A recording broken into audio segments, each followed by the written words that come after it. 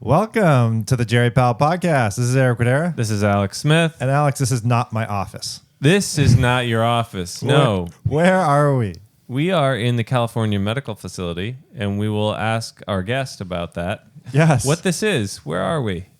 Our guest today, we're delighted to welcome Michele DiTomas, who is a friend.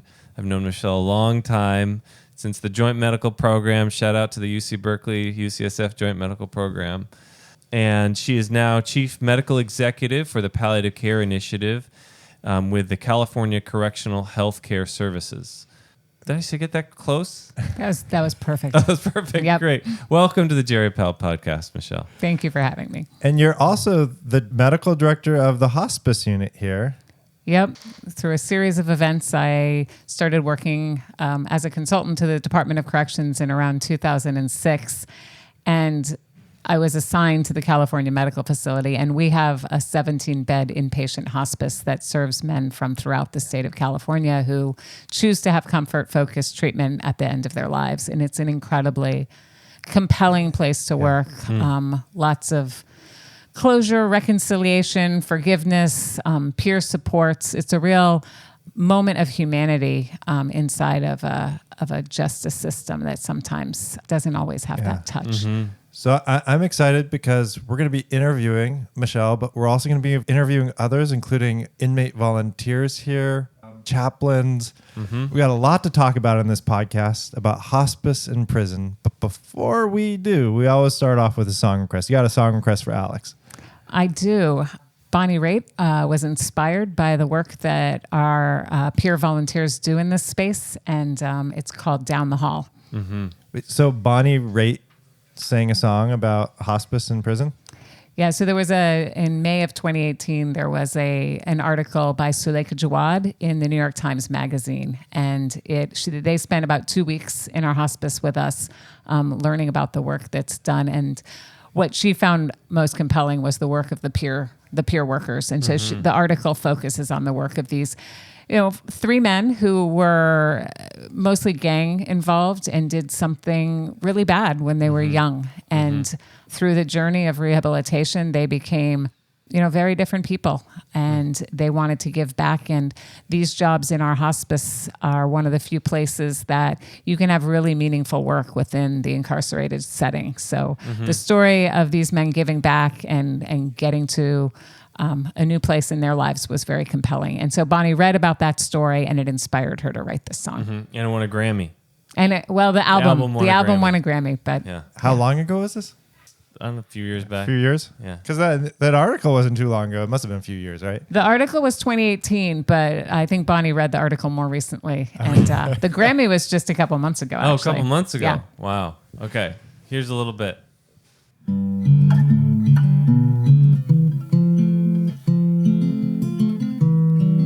Had the flu in the prison infirmary. My last day I looked up and saw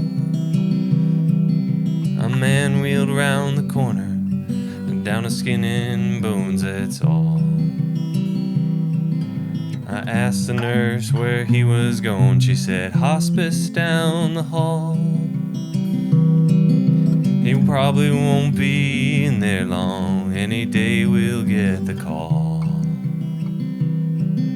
I asked if they let family in. She said, not really at the end. Truth is, a lot don't have someone, no friends or next of kin. The thought of those guys going out alone hit me somewhere deep. I asked, could I go sit with them for some comfort or relief? Next thing you know, I'm on the ward, doing things you can't believe. Like shaving Julio's bony head, crack him up when he washes feet.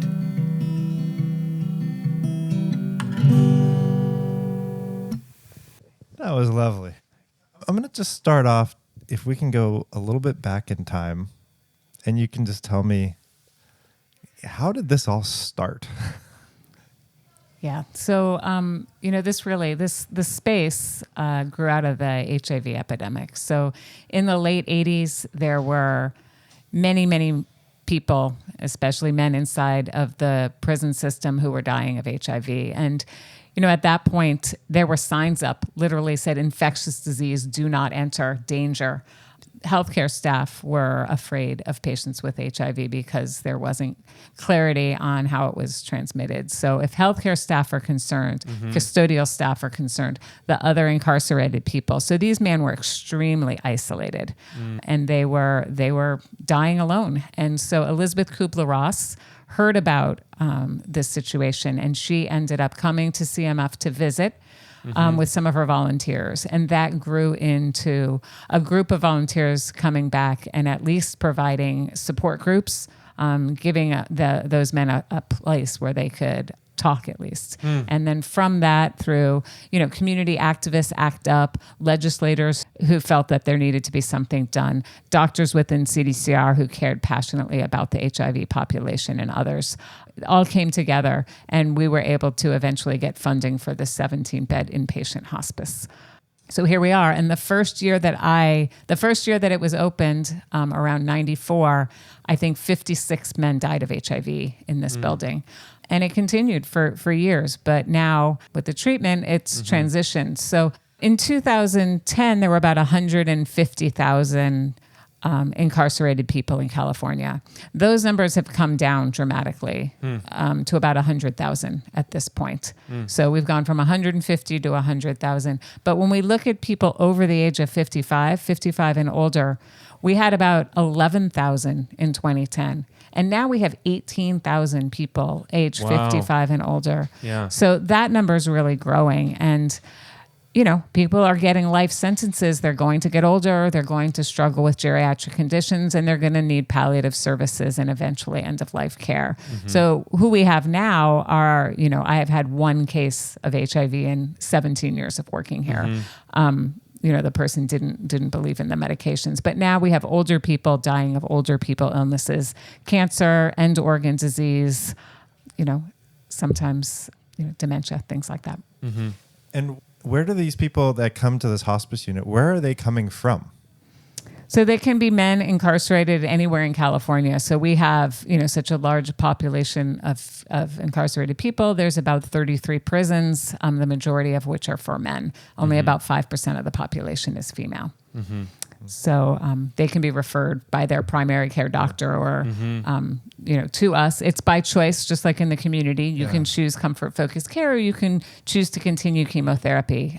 It's really, they have, we really like the community doctors to know. So those of you listening, that our patients, they've lost their physical freedom, but they have autonomy in terms of their medical decision-making, just like anybody else.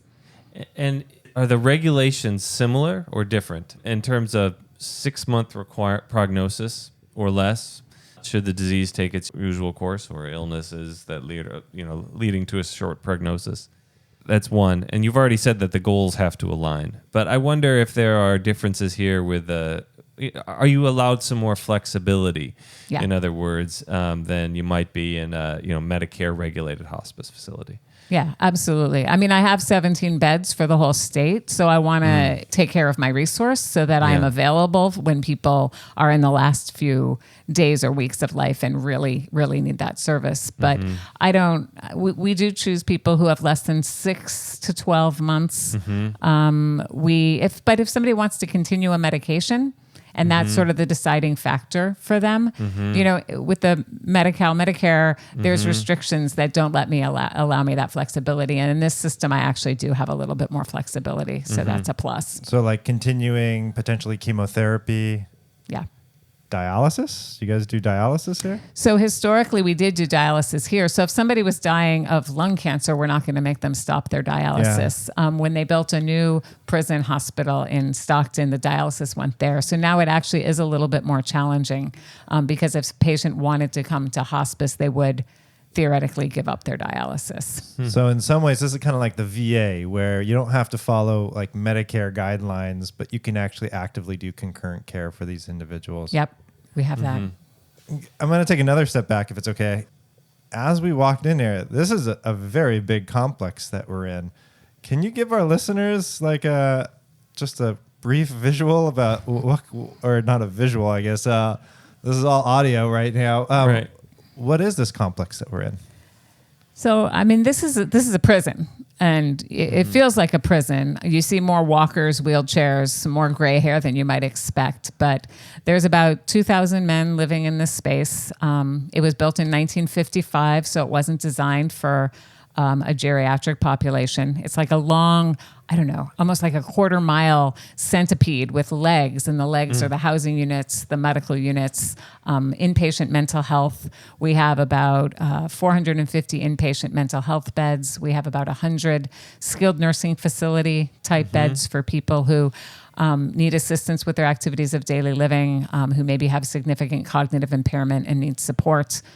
But it really is, it's a prison primarily. You know, it wasn't designed for older people. And when you think about the geriatric syndromes, think about, you know, being in a prison setting and not being able to hear what's going on very well. You know, you could potentially get yourself in trouble. And so there's developed a whole system of responding to this aging population. We have vests that men wear who are hearing impaired that say hearing impaired on the back. So if an officer is yelling at them to get down or to stop and they don't hear, they understand why. There's vests that say mobility impaired, and that's because you may have somebody who we have an alarm and they're supposed to get down for the alarms on the ground, and then they have to stand back up after the alarm. But some older people might not be able to do that because of their mobility impairment. So it's a way for staff to understand that they're not being belligerent, but they're not able. And while we're talking about sort of the larger prison complex that we're in, I want to just mention briefly that Bree Williams, who's been on our podcast previously, helped to develop the prison-specific activities of daily living, which, you know, have things like, are you able to get up or down from your top bunk, right? Yep. Which is a better measure inside a facility like this, because that's the common daily activity, right, that you need to be able to do. I wonder, and when we were talking earlier, you gave us a wonderful tour. When we were in the skilled nursing facility, you were talking about also challenges people face with cognitive impairment or dementia, and how that might represent a unique challenge in a prison system. For example, you mentioned somebody might take potato chips from somebody else and get in trouble, but they don't have the memory to recognize that those are not their potato chips, for example. And just for a visualization, as we were walking through the sniff, Michele says, "Eric, your mouth is open." Because you saw the locks on the doors. I saw the locks on the doors. Right. Like everything about this place is somewhat very familiar, but it's like frame shifted by like 30 degrees or 40. Like it's different, and it's Right. and I'm still trying to grapple with it. Yeah. It is. It's, you know, the population's aging, and so I've been here 15 years, and I've seen it change. I've seen it become more debilitated, and there's also a trend that I've seen more recently is people coming into the system. So when we see the numbers of older people increasing, you know, you're thinking, oh, they have long sentences. Of course, they're getting older, but it's not just that. And the research isn't really out there yet to understand exactly why the population is getting older. But I have anecdotally in the last couple of months had 2 patients who committed their crime late in life. And then they entered, we did a MOCA on one, it was 13 out of 30. And that wasn't part of the consideration. I mean, for both of these people, their crimes were bad, but they were directly related to this new onset cognitive impairment. And I think we have to think about as a society, are we providing enough social support in general for older people and for people who are having cognitive impairment so that they don't end up in this situation and we don't end up with, you know, they both had a victim of their crime. How could we have prevented that upstream? Because, you know, these weren't people who had a life history of violence. Right. Should we drill down to the hospice now? Well, but before we drill down to the hospice, general palliative care needs in the entire facility, or maybe just in prisons in general. What do you think about that?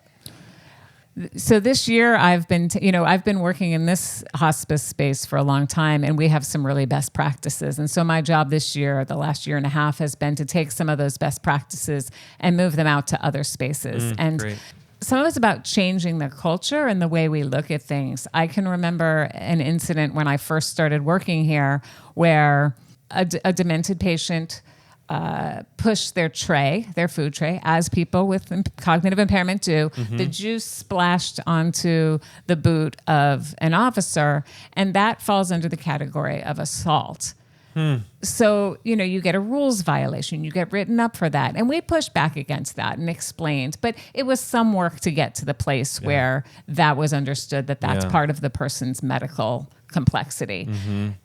Fast forward 15 years, we had a patient with early onset dementia who had very strong behavioral components. He was very, very impaired but still mobile because he was younger. And he literally pushed a female officer. And she said, "Don't worry about it. We know him. He's very impaired." And so that was a real culture shift from having to really push for some juice on a boot to someone being part of the overall team and really having integrated and understand the complexity of the patients that we're working with. So I think taking some of that culture that's grown up in this facility, because we do so much of it, and expanding it out. So wanting to offer people, as people age, there's something called desistance, and you sort of age out of your criminal thinking and you come to a different place. And I think as people get to the end of their life, they're reflecting back on their life. They're doing legacy building. They're thinking about what were the things that were positive. And that happens in this setting too. So many times people want to have reconciliation. They want to have closure. They want to have forgiveness. In many cases, the families were the victims of the crime. If not the victim of the crime, they were certainly the victim of the incarceration. They suffered from it. They didn't have a mentor, a financial provider, all of those things. So being able to create a space through palliative care to allow people spiritual support, access to their families, having people available, a medical social worker to help them track down a family that might have been lost, and to be able to allow them to reach out to the family and say, I'm sorry about how this impacted you, and maybe be able to find some closure and forgiveness. I don't know if the chaplain shared with you stories about... Oh, that's going to be coming up.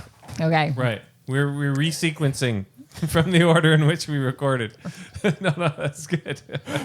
I want to just follow up on that briefly before we get to the hospice piece.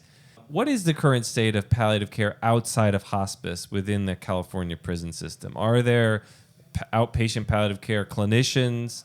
Are there, multidisciplinary palliative care teams?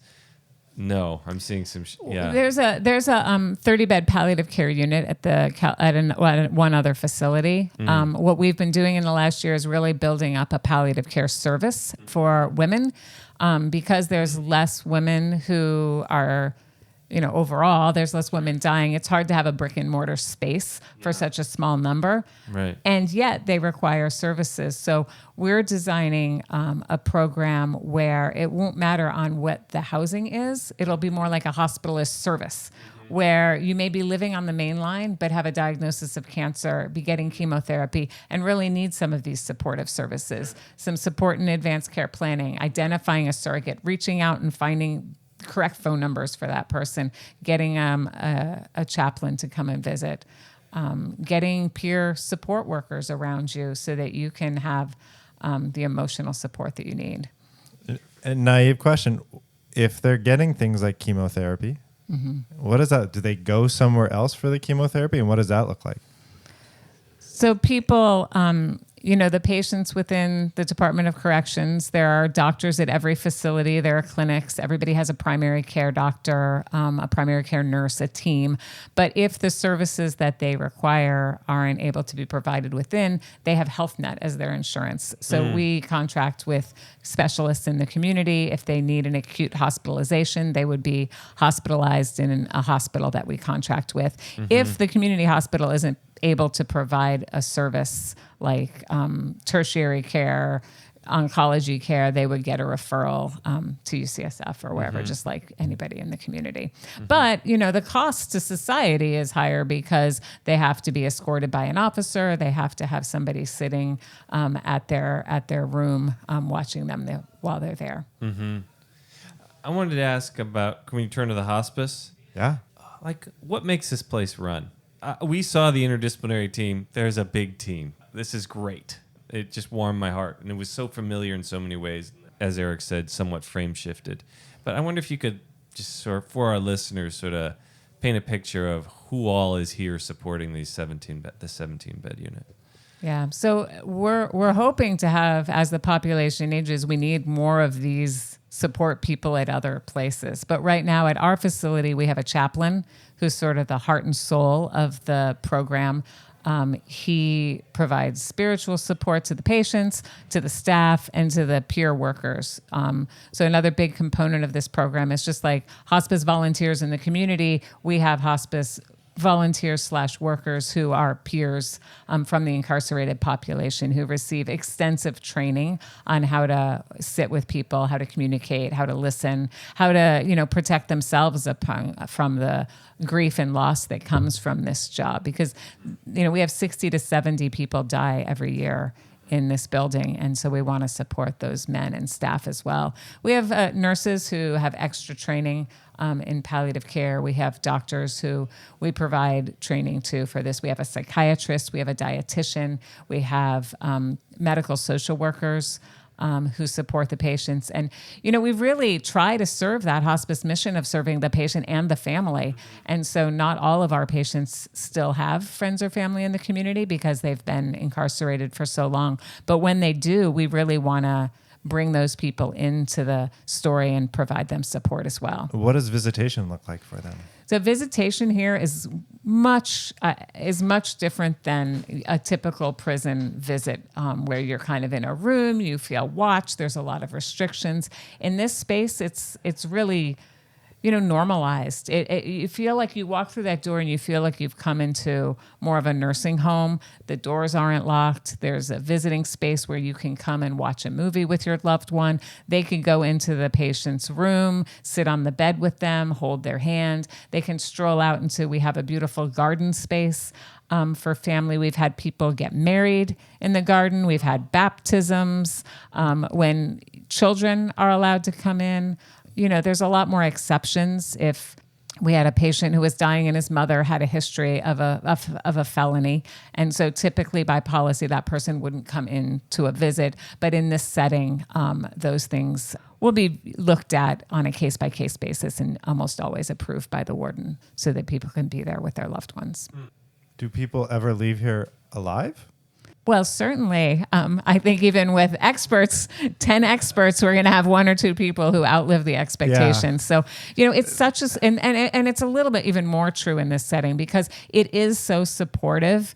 We definitely have people who were, dwindling and really looking like they were coming to the end of life. And when they start getting these supportive services, they pop back up. And that's what we want to be able to provide statewide. We really want to be able to, any facility that has medical beds where people who are aging, having these chronic long-term diseases we want to be able to provide them these same supports. So it may not be a hospice, but it's a social worker who can help them get a video visit, who can track down their daughter. We just had a gentleman hasn't seen his family in, I think, 50 years. He struggled with mental illness, substance use disorder. He was living on the streets. He had come from another state. And within 24 hours, our chaplain was able to track down his ex-wife. He's had video visits with his 4 children. He's met his grandchildren for the first time. He has significant cognitive impairment, but he is very much enjoying this. And not only is he enjoying it,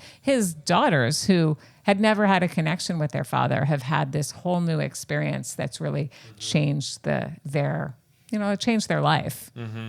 The other issue that came up frequently in the IDT meeting was compassionate release. Mm-hmm. Some patients trying to get compassionate release, some patients trying to get released but don't have a place to go to.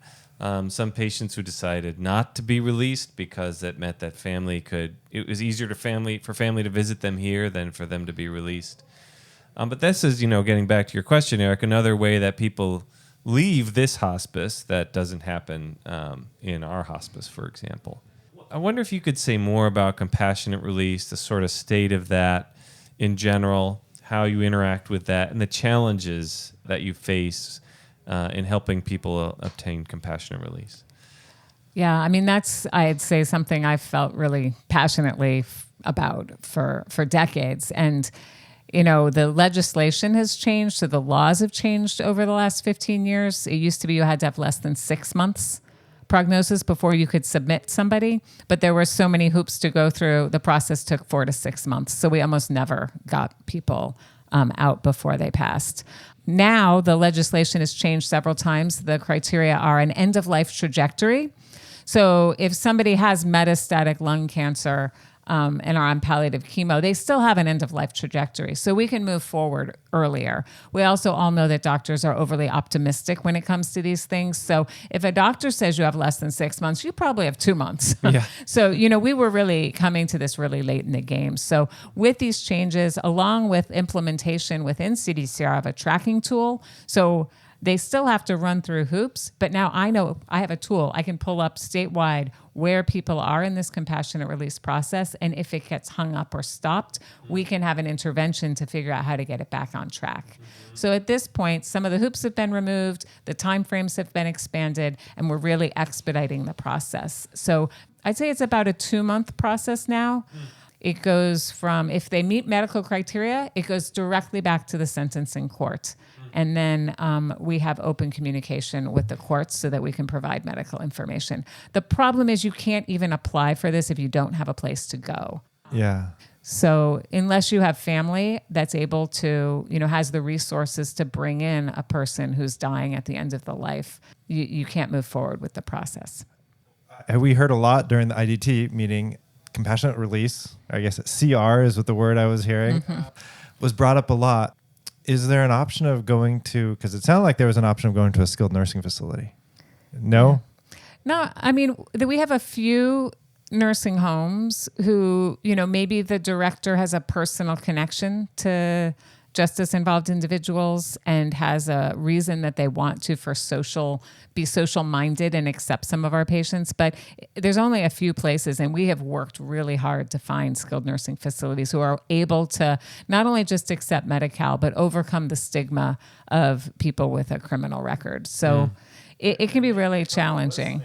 There may be a couple listening to right now. Yeah, that's what I'm hoping. Is there any word you want to give to them? Our patients they're lovely. They're at a place in their life where they just want to, I had one guy who wanted to go home and eat a homegrown tomato in his sister's backyard. Yeah. And you know what he did? He went home. He sat with his family for a couple weeks. He ate scrambled eggs and some homegrown tomatoes in his backyard and died with his family around him. So we had a patient a nursing home outside of Sacramento agreed to accept one of our patients and said, well, we'll take this patient, but we're not taking another one for 6 to 12 months. I was like, okay, fine. So they took this gentleman. He had end-stage pulmonary disease. His family came and visited him in the nursing home every day for 7 days, brought him a delicious home-cooked meal every day.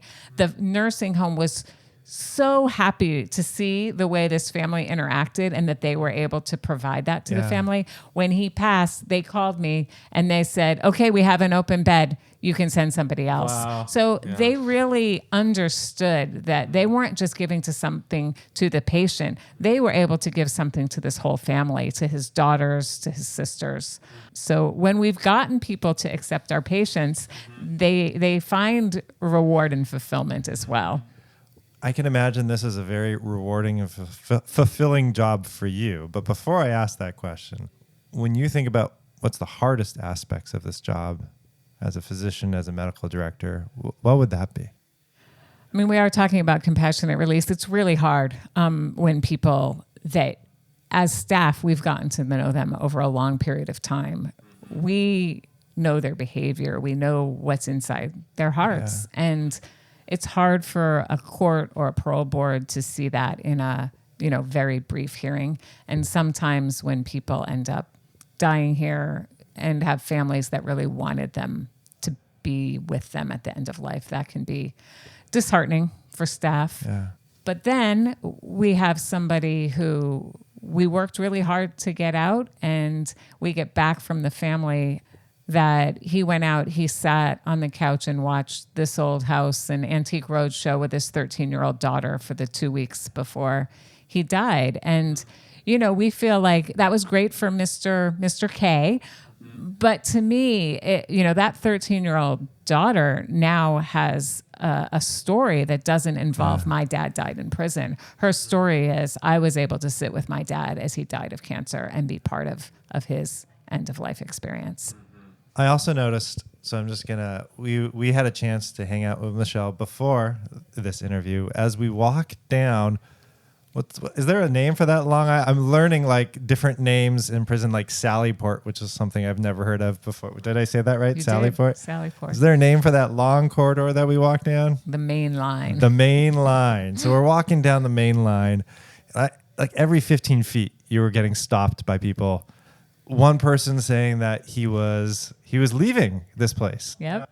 And another person who was going up to the parole board.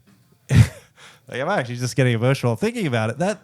That must be both, like, I don't know, it must be incredibly emotional just walking down there and talking to these people I just want to get your thoughts. Yeah. I mean, I've been here a long time, and a lot of these men have been here a really long time. So I know them pretty well. The one man you mentioned, he had just gotten granted by the parole board. He had a walker. He had one of those vests on that said visually impaired on the back of him. He had his mask on, even though we're not required to mask at this point. He's wearing his mask because he's old and vulnerable, and he wants to get the heck out of here. So, he was finally granted by the parole board and then upheld by the governor, and so he will get to go home. I think in the last decade, historically, the parole board, even if you had a chance at getting paroled, it wasn't a very common occurrence. In the last 10 years, the parole board has changed some of their risk assessment processes, and there are getting more people. We're seeing more lifers who are getting approved. I would hope that we will continue to move in that direction because, these men really aren't a risk to public safety anymore. They're very, very, very low risk, and yet they cost the state a lot of money. These older patients are costing a ton in healthcare costs. They're costing a lot in terms of custodial supervision when they're at an outside hospital. So it's the high cost of low risk at this point. And I think we could be using those resources to prevent crime in the first place. Well, I want to thank you. But before I end, we always ask like a magic wand question. If you had a magic wand, what one thing would you change? Now I'm going to narrow it for you around hospice and palliative care in prison. I mean, if I had a magic wand, I would want us to be able to take what we learn about our patients. There's this whole Scandinavian model where a lot of the safety and security comes from not from locking people up or putting on shackles or locking a door, but from getting to know them and communicating with them and mutual respect. It's called dynamic security as opposed to static security. My dream would be that we do more of that so that we really know these older people and the people who are making decisions about whether they're going to be safe or not to return to society are people who really know them, are people who really have a good, deep understanding of their risk. Because I feel like as a medical provider of taking care of somebody, the man in the hallway, like I've known that person for 15 years. Yeah. I think that I wish there was a way that we could put that knowledge into the decision-making process because I think it would change for a lot of people. Well, I want to thank you again for joining us and for the wonderful tour.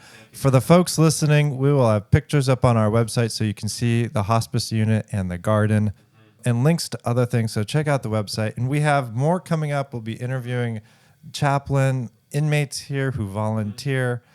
So keep on listening. We may split this into a 2-part series.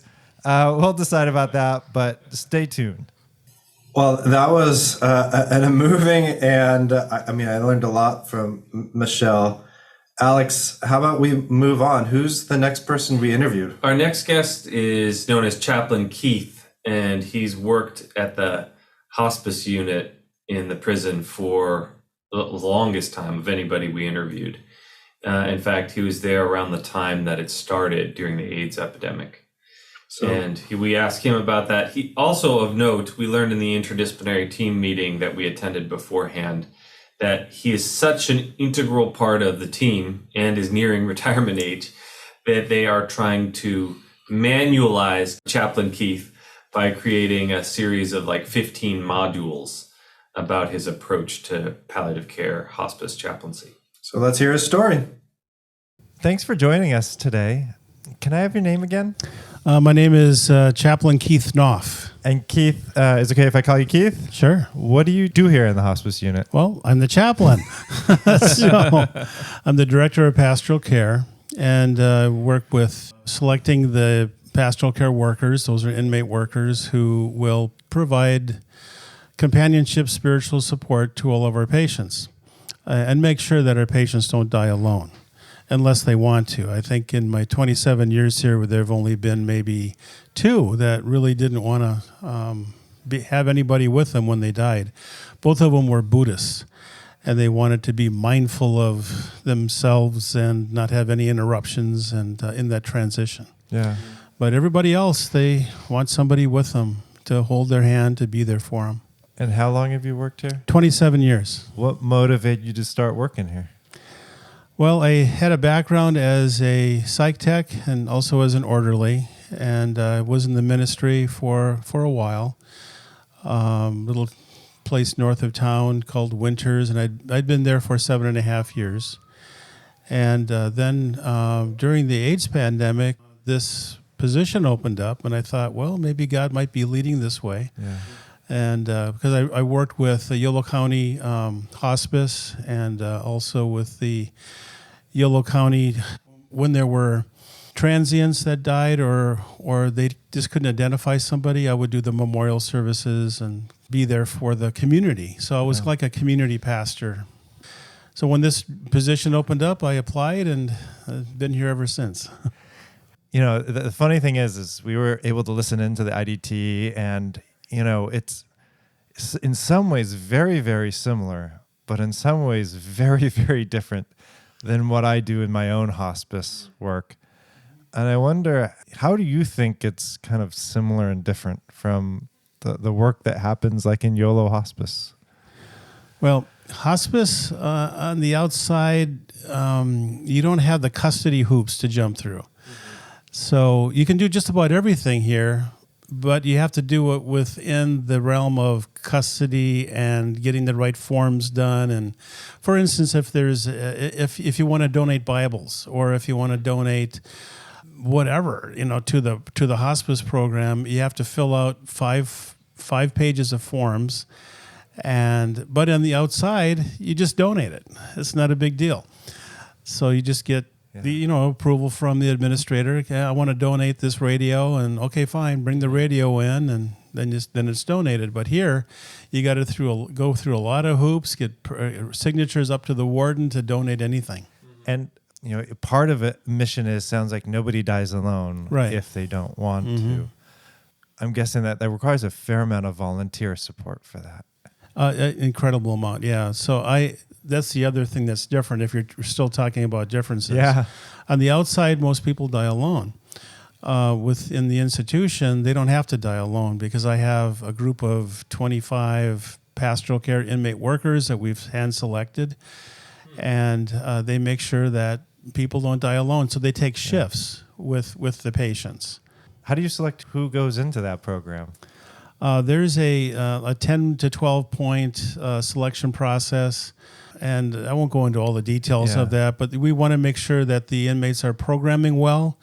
Can I ask what programming means? Programming means you don't have rules violations. Okay. So if they have a rules violation, I'm a fat chaplain. Would you trust me in a malt shop? No.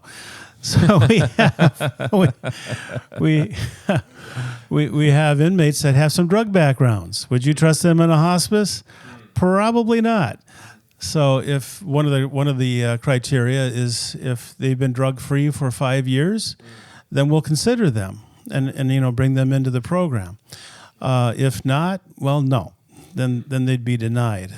We also look at their mental health. So if they have had, for instance, a suicide attempt in the past, and if there's some kind of mental illness, then we're looking at them very carefully because they're going to experience serial death here.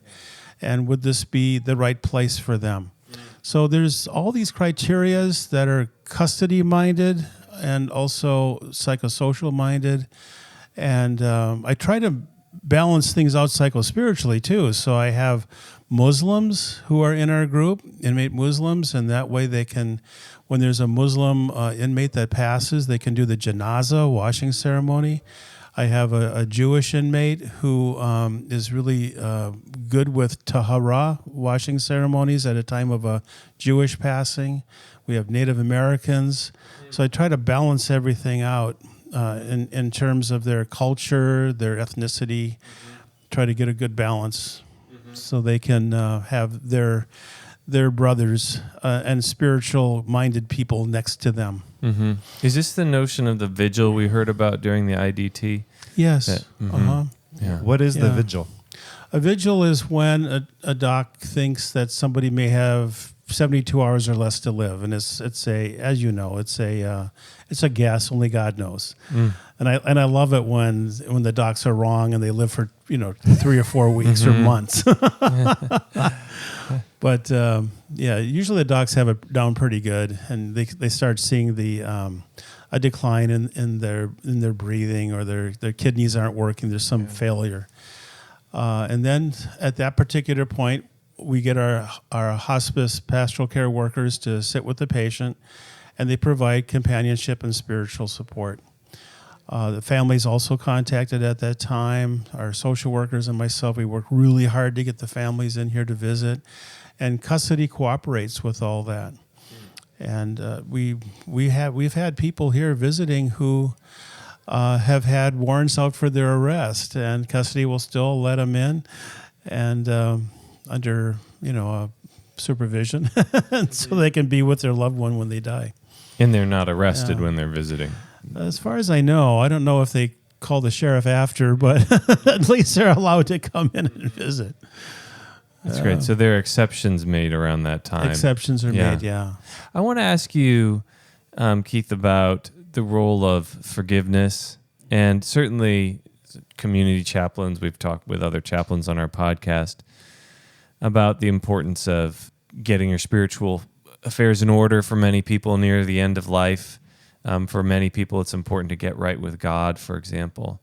And I would imagine that would all be all the more pressing here for incarcerated persons. I wonder if you could talk about that, not just in terms of that reconciliation with their faith and with their religious or spiritual beliefs, but maybe also with that sense of connection with their family and things they may have done. Yeah, there's one story that we tell quite a lot, and that's a story about 5 daughters, and these 5 daughters had a dad, and the dad killed the mom in front of them at the dinner table. And the dad just totally lost control. Major anger management issues. And in that one fell swoop, they lost their mom, of course. She was murdered in front of them, and their dad too, because then he was incarcerated. Fortunately, the mother's brother took all 5 girls in and raised them. Amazing. They were real solid Christians, Orthodox, Eastern Orthodox Christians. And when their dad arrived to our hospice, the dad wanted to contact them. And that took a little bit of doing just to find them. I had to do that through the bishop of the Eastern Orthodox Church. And the bishop asked them if they would like to visit their dad, for a time of reconciliation and also for closure for themselves. So it was a bit of a process to get all of that put together. We were concerned, for the ladies now that they're ladies, they've had kids. A lot of them had gone through college, were college grads, and really good jobs. And but they wanted that closure, and so we set up a time. And I'm told not to go too far into this whole story, but it was in this very room, and we set up this time, and I had him sitting on one end of the room. They were on the other. Had him by the door in case they felt uncomfortable. It was all about them. And they brought pictures of their kids. He didn't know that he had grandkids. And they had a nice chat with him. It was really a heavy, deep conversation. Yeah. And they forgave him. Wow. And that was like totally amazing. I think he was amazed at the whole thing. So they went back to their church, and they had gone through a lot of counseling, professional counseling, as well as support from their Eastern Orthodox church. It was an amazing thing. It was something to behold. Right. What a gift that they gave him, that Yes. forgiveness after such a heinous act. Right. And he was sorry. He expressed his sorrow for totally disrupting their lives. And so it was back and forth on that. Gave him an opportunity to release some of that as well. I also wanted to ask you, I think you may have started here 27 years ago. Was that during the AIDS epidemic? That was during the AIDS pandemic. Yes, it was. My first year here, we had 72 deaths due to AIDS. 72 deaths. Yeah, that AIDS. was, then all the cancer as well. And so I had a memorial service every month. It was a pretty intense time. Yeah, like a group memorial service. Yeah. Yeah. Yeah, we had that in the chapels. Yeah. Yeah, I can imagine. And who attends those memorial services? The families weren't allowed to attend here. The families would have memorial services on the outside.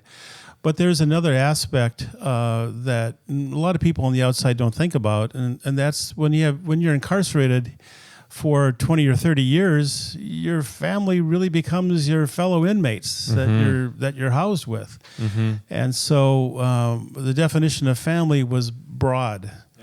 And so people from the outside can come and visit our hospice patients, as well as their friends who are actual, in their minds, family members, maybe even closer than their biological family. And so at our memorial services, these friends, these inmate friends, will come to the memorial service and cry, and they'll share deep things about their friends who have passed and remember them in those ways. We also have about a third of our inmates who die are veterans. And a lot of them had been honorably discharged, and so we can do everything except the gun salute. They don't allow us to do that here. I'm just, I joke about that, but we don't do that. But we do have a flag folding ceremony for our vets. Yeah. And we have a lot of the veterans will come up and talk about their friend who died and the good service they did to our country when they were out. And can I ask you, when individuals come into the hospice unit, again, you mentioned that their family, their friends are their family that are here. Maybe for decades they've been here. Yeah. Does the chaplaincy also provide support to them, or can they visit the hospice unit, those individuals? Yes. Yeah. The way we had it planned prior to COVID, now we're hopefully going back to it, is Monday, Tuesday, and Wednesday, their inmate friends, their buddies, could come and visit. And then Thursday, Friday, Saturday, and Sunday was set aside for the biological family and friends from the outside.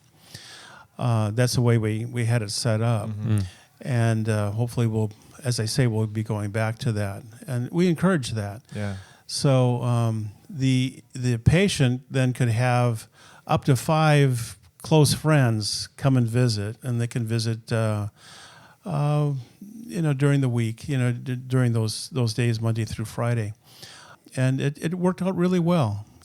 What's the hardest part about this job for you? Hardest part? No, that was a question I haven't been asked. I think maybe the hardest part is not being able to find family, because I worked really hard at that, and not really not having the time to connect with a patient. So if a patient comes and we've only got them for 3 hours, that's hard. That's difficult. And I don't even have the time to try to find family or to work with them. Fortunately, we have our pastoral care workers who will be with them, and so they're not alone. But I think that's the hardest thing, to not...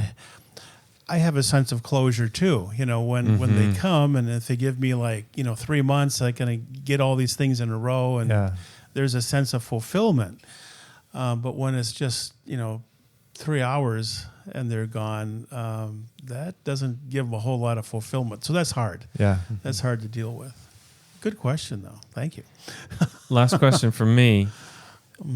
What's most rewarding about this job? Rewarding is when everything works together. And you find the families, they haven't seen them in 20, 30 years, and it's like, I suppose it's like the hunter going out and into the field, and you get you got the animal in the sight, you shoot him, you bring him back, bring him back home. For me, it's going out there, finding that family, giving them the opportunity for reconciliation, and then you bring them together, and then there's closure, they make amends, there's reconciliation, and that also helps with reconciling with their faith, with God. That's a beautiful thing. We had one more story real quick. We had a Vietnamese fellow here. He was a Pure Lander. I had no idea what a Pure Lander Buddhist was. And so I did some research on what that was. We found a Pure Lander monk who came in, got the mom here as well, and then he dies. And in the Pure Lander Buddhist way of thinking, your spirit still remains until you're given leave. So that meant a flower, incense, and a prayer. And when I found that out, the mom was totally distraught, not just because he had died, but because she thought he was going to be in prison through eternity. And so I was able to talk to the warden, and the warden approved her to come back. Even though his body wasn't even there, she thought his spirit still was, as was her belief. And she was able to leave a flower on the bed where he died, and incense, and also she was able to give a prayer. And there was so much, she teared up, there was so much relief, and that was beautiful. Yeah. So those are things like that are very rewarding. Yeah. Thank you for the work you do. Yeah. Thanks for the questions. I want to thank you for joining us today, too. It was really a pleasure and really amazing work here. Okay. Thank you. I think we're going to split this up into two different sections. So episode 1 and episode 2 of Hospice in Prison.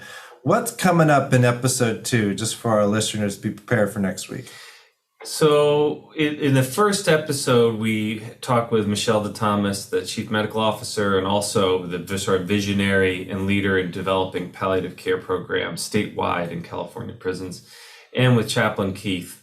In the second episode, we're going to talk with these pastoral care workers who are inmates who have been volunteering in the hospice for some time. And you'll hear about how they keep vigil with patients in the hospice so that no one dies alone. Somebody is there 24/7. We'll also talk with them about larger issues. What is it like when you spend 3/4 of your life in prison for something you did when you were 17 years old? And opportunities for forgiveness, reform, and changes to the way the prison system is structured and focused. I think it was one of the most moving Jerry Pal episodes we've done in a while. So please take a listen to our next Jerry Pal episodes with these really remarkable people.